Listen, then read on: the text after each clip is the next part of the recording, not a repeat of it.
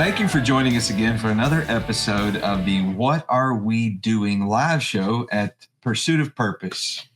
And our topic for discussion today is true crime. True crime. And the idea behind this is, I'm curious, how many of you out there find it very appealing to watch, possibly binge watch, murder mystery shows, true crime shows? Whether they be true life documentaries, unsolved mysteries, or other, series of make-believe crime shows. Like your NYPDs and all those shows. Yeah. Yeah. Why do we find ourselves as a culture, because this is a cultural thing. Yeah. Why do we find ourselves so engrossed in the fascination of murder mysteries, right, and true crime documentaries and serial killers and all? I mean, look at that show they did with Jeffrey Dahmer. Yeah. That thing went wild. I mean, people were just completely engrossed in his story. I mean, it sensationalized this horribly deviant, evil person. Yeah. Ted Bundy, Wayne Gacy, all of that. Yeah. That the story about Andrea Yates, the chick that killed her kids. Yeah. I mean, people just become engrossed in these stories. Right. And you're a counselor, a specialized grief counselor. Mm-hmm. And what do you think that has to do with our mindset? Well, I'll say, I'm going to set this up as best I can. So I used to say, by nature, there's a part of the human nature that enjoys a state of destruction. We like to break things down. Now, it could be as simple as, basically stomping a box before you put it in the trash can. I actually believe that's why bowling's a popular sport, because I take this ball and I smash those pins and then they set them back up. I get to do it again. I tend to agree with that. Yes. That's why I like it. Yes, absolutely. And I always go find the lighter ball, like maybe one of the ladies' balls that my hand would fit, so I could just sling it, and it lands halfway down. And then you look back at the booth and the guy's like, hey, man. So, but anyway, I digress. So on the screen, does it say Mrs. Olive? Maybe. It's like, oh, you picked the ladies' ball. Oh, is it pink? Hey, real man bowl with pink. I just say it. But anyway, so maybe the crime shows, because most of the time, if you watch them, and I've watched them, we come in after the crime has been committed. And then you have all of these people who are trained, whether they're trained detectives or they're psych guys or whatever, and they're trying to say, well, what happened? Because you start with the minimal, the most minimal of evidence. There's maybe a piece of clothing or something like that. And then they work a full hour, and by the end of the hour, they have solved a problem. Right. They've solved a destruction. We find it in its state of destruction, and then they basically explain what happened, but we don't always see it, how it gets put back together. Well, that's fascinating. Yeah. So what you're saying is they enjoy the concept of seeing chaos in somebody else's life. Yes. But then the boundaries of having it in a box where they see the chaos, they see the solving of the chaos, and they have a finite answer at the end. Right. But, there's another side to that. There's another entirely prevalent, seemingly addiction to the shows of unsolved mysteries. Yes. And there's this, dangling unsolved crime out there at the end of the show. There's no resolution. Right. So how do you explain that? Man, I don't know, except the only thing I can think of is we are fascinated with things that could potentially happen to us. Okay. Because a lot of times those things are set in neighborhoods, towns, somebody's traveling from here to there, and somewhere along the way, something tragic happens and they don't know what happened. I mean, like a disappearance or something along those lines. And I think we as humans, and this is clever producing, if you think about it on these shows, we can put ourselves there. Yeah. But I think the true crimes are the ones that are really the most fascinating. Lately, I mean, there's been podcasts and all these other things that people are into. Yeah, because one of the most popular podcasts are true crime podcasts. And I think it's just because of that one word, because it's actually true. It's not. We know that that SVU and those shows are make believe, but we pour ourselves into it because it just kind of takes us away for a little bit. Although there's just enough of it could be you, because they always where there's people walking around and there's cars, there's all the things that are familiar to us.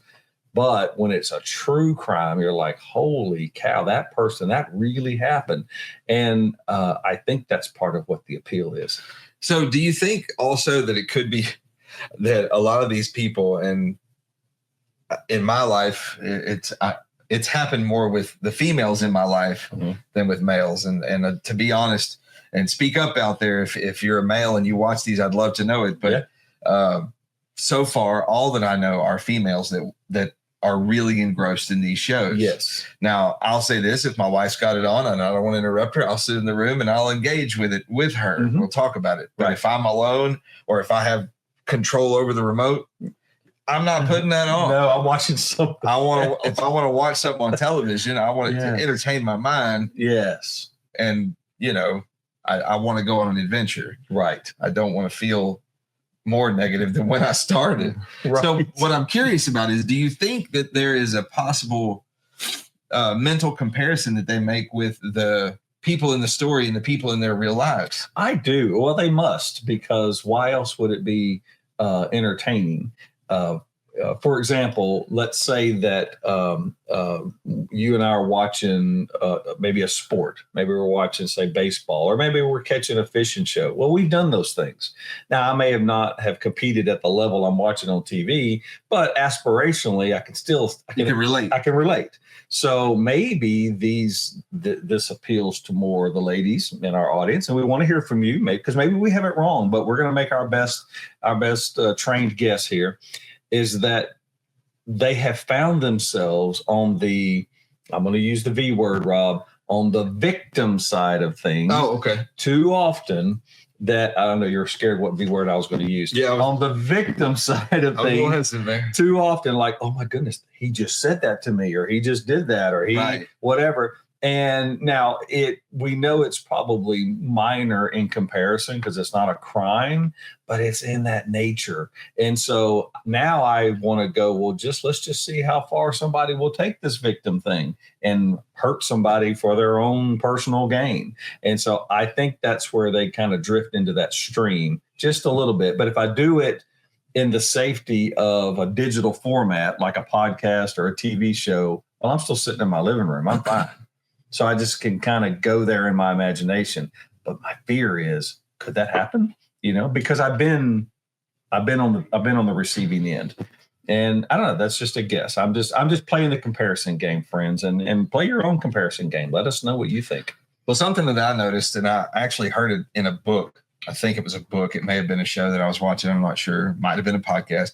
But there was a discussion about where women, especially that are experiencing or have experienced high levels of grief, like loss of a child, loss of a spouse, loss of a close loved one, then they are seeking relevancy to say that what they feel is okay and normal. Yes. And a lot of these true crime shows, they also show the victim's family. Yes. And that victim's family is grieving.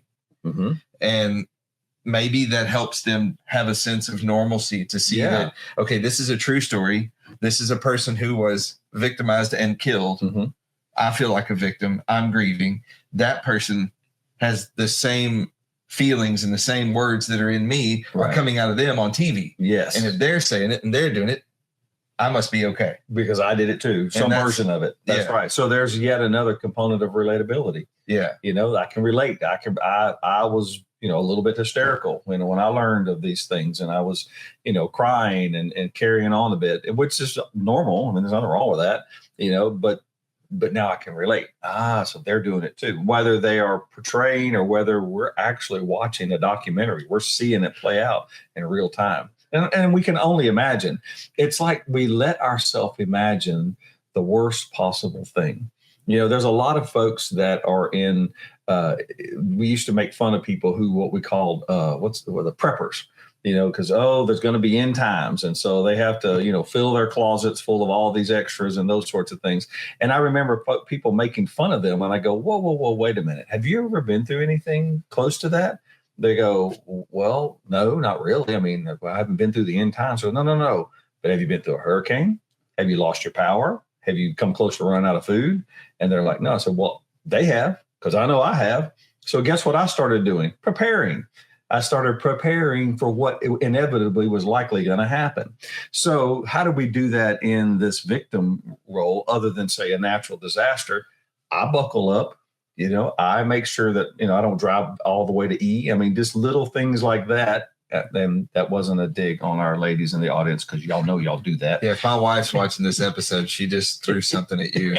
Thanks. Thanks, Chuck. Yeah. Thanks for calling me out. And she's not ashamed of it at all. She actually, I think there's a little group of them that, maybe they have online meetings or whatever support group where the E-girls, we drive till the thing says 0 and then it's flashing at you and they're proud. I got to work at home 3 more times and right. I didn't even have to call my husband. Oh my goodness. Right. And what's that classic line? Hey, is there gas in that tank? Oh, yes, I got enough gas to get you back to the gas station. And I don't, and likewise, you and I kind of live in the country a little bit. I used to we live near each other, and the gas station is not like at the end of the road. Right. You actually have to work to get there. And there was a couple of times I'm like, I don't think I can make it all the way back to town. So anyway, there's my relatability when it comes to things like that. So you think there's some potential that they're watching it in preparation? Maybe. Like looking for signs of people who might be bad guys so that they can, be prepared to avoid them, whatever it is. Sure. So there's that element to it. There was an exercise we used to do with our daughter. We did a little bit with our sons, but by the time we thought of it, they were a little older. But she was she came into our life as a baby. I came into my stepson's life a little later. And when we would go grocery shopping, we'd just take her with us. But when we would leave the store, we would stand on the sidewalk in front of the store and we would play what we call the parking lot game. And we would just, on a very toddler level, we would say, do you see the blue car? And she would point, there it is. And, that game is eventually crescendoed into, we would find people. Do you see the guy on the bicycle? Hey, he's over there. Okay. And so what we were doing was, in a game form, we're teaching awareness, situational awareness. And now, why did we think of a game like that? Because we probably watched too many crime shows, just saying. But anyway, that being said, something good came out of it, I suppose, because she tells me to this day she still does that. That's funny. Yes. So if you're in the audience or if you listen to this podcast after it's been recorded live, we would love to hear from you. If you watch those shows, whether you're male or female, we'd love to know that. Mm-hmm. But really the relevance is, what motivates you to watch crime shows? And do you watch them addictively or binge watch them? Do you watch one episode after another? Are they therapeutic to you? Are they relaxing? Mm-hmm. Do you watch them at night when you fall asleep? What is it how does that impact you, and what draws you to watching or listening to true crime programs? This is really something that I'm super curious about, and I think the discussion is worth having. And was there an event in your life that you could say hinged that discovery of wanting to watch the true crime? Right. Because that could be an important element. I think so. And it could be something that you're using that as your therapy, and that's okay. There's nothing wrong with that. You're not hurting anybody.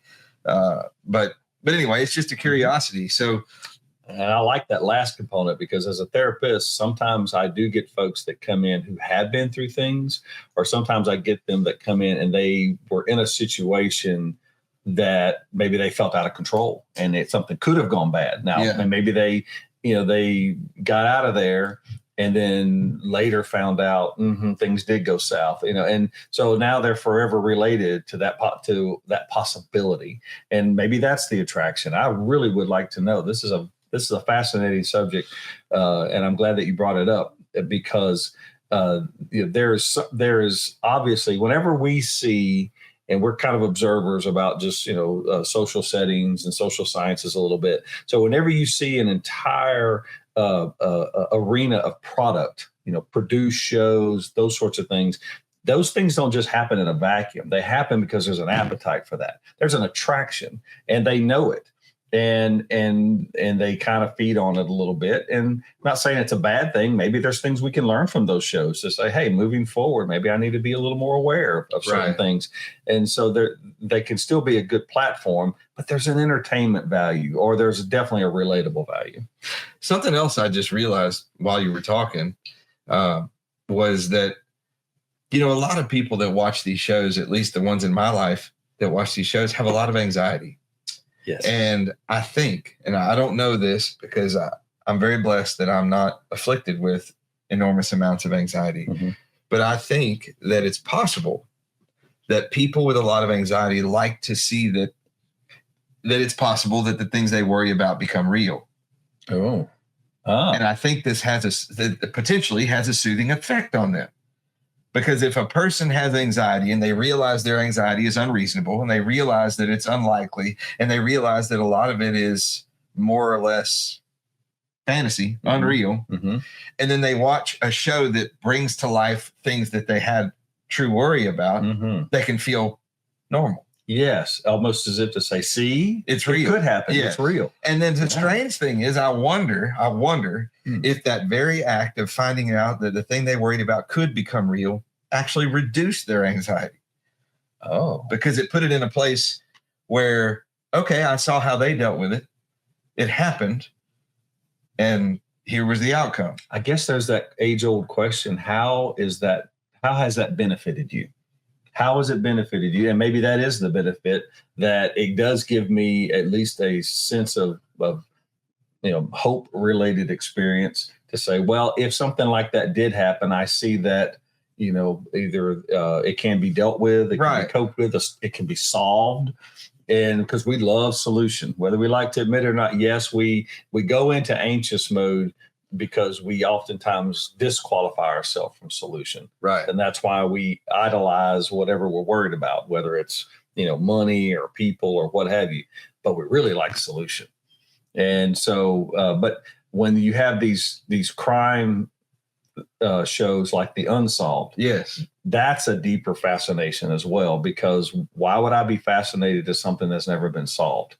I could get where there's something. This is just my personality. My personality would like to see the solution. Right. So if I watch a show, it almost frustrates me to go, whoa, wait. What happened? What happened? How did it end? It didn't. It just didn't. And I don't like that. I like solution. So, but I would like to know what you like about it. So let us know. Send us some messages and comment, because this comes up. This comes up. And not only is it part of our society, which makes it interesting to us, but it also comes up in some conversations we have with folks. And you're like, I wonder why that's so interesting to them. It's a fascinating concept. And by no means do we judge or feel any negative way towards anyone out there who watches them. No. I have found entertainment value in them, like I said, with my wife when she'll have them on. So it is what it is. It serves a purpose some kind of a way. Right. Whether it just be entertainment, whether it be therapeutic, whether it be whatever it is, they have their place. Yeah. They're doing something. So we'd love to hear from you. What motivates you to watch mystery shows, crime mystery shows, whether it be true or fantasy? And what do you like? Tell us about the ones that you like in particular. Do you like the podcast versions? Do you like the unsolved mysteries? Do you like to know that it was solved in the end? Do you like murders? Do you like, there's this big thing right now where kids that have been victim of Munchausen's by proxy, there's a big fad of that going on. Oh, wow. Kids that have been, made to believe they were sick when they weren't. Right. There's a big uncovering of that, where the parent, was getting attention in this way and using the kid, and, wow. And there's a huge thing about that. So we would love to hear from you. What do you like? What do you dislike? And how did you arrive at that? And what does it do for you when you watch these shows or listen to these programs? But that's it for today. Yeah. That's all I had. Did you have anything else? No. And I always appreciate the curiosity, and a lot of folks that that our subscribers, they share with us sometimes that sometimes we get to promote a curious nature, and because that's where growth happens. So we're coming to you with this topic today because we're curious. We want to know. I mean, it's out there. We really believe in people. We believe in getting to know them better. Well, entertainment is part of their person. Yeah. And, I'm going to say this as we close, but there was a time in my life where I truly believed that my wife was planning to kill me, and she was using those shows, as instructive manuals on how to do it right and how to get away with it. All these different, concepts. Yes. And then I thought that she was watching them intentionally. She would watch the ones that got solved and take notes. I'm kidding. She didn't really take notes, but she has a great memory. And she would take notes, and then she would watch the unsolved ones for the finale. Okay, so I learned what these idiots did over here because they got caught. Yeah. And then on the unsolved side, this is how we're going to combine the solved crimes with the unsolved murders, and that's how he's going to go. And it gave me a little bit of anxiety, worrying about my own safety. Right. But here I am, and my wife and I have been married now since 2006. So yes. I'm safe. We're almost 20 years in. Yeah. So anyway, guys out there, thank you. I'm Rob. I'm Chuck. Thank you for allowing us to become a part of the pursuit of your purpose. Thank you for joining us for our live show with What Are We Doing? Y'all have a great day. We'll see you soon.